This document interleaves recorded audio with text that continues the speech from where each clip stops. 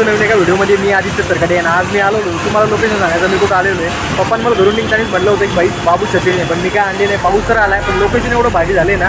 मी इथं थांबलो आहे बघू शकतो. मग गाडी लावलेली इथं या ब्रिजवरती बघू शकतो मी. इथून किती भारी लोकेशन दिसते.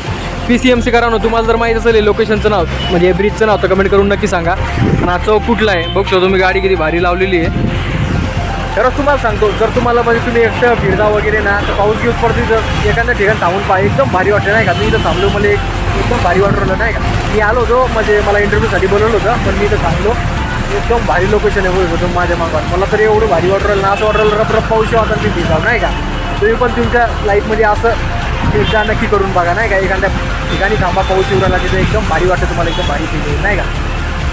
आता मला म्हणजे माझा मित्र येऊ राहिला. माझ्या मित्रासाठी मी थांबलो होतो पण आता ते तर मी थांबतो इथं बघू. ते आला की आम्ही जाणार आहे घरी.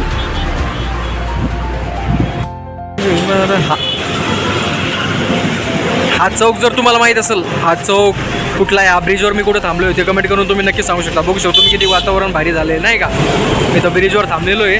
आपली क्वीन इथं लावलेली बघू शकतो तुम्ही. आणि खाली तिथं रस्ता आहे नाही का. तुम्ही जर या लोकेशनवर आले असेल पुणेकरांना कमेंट करून नक्की सांगा. तुमच्या भावाला फॉलो करा, लाईक करा, शेअर.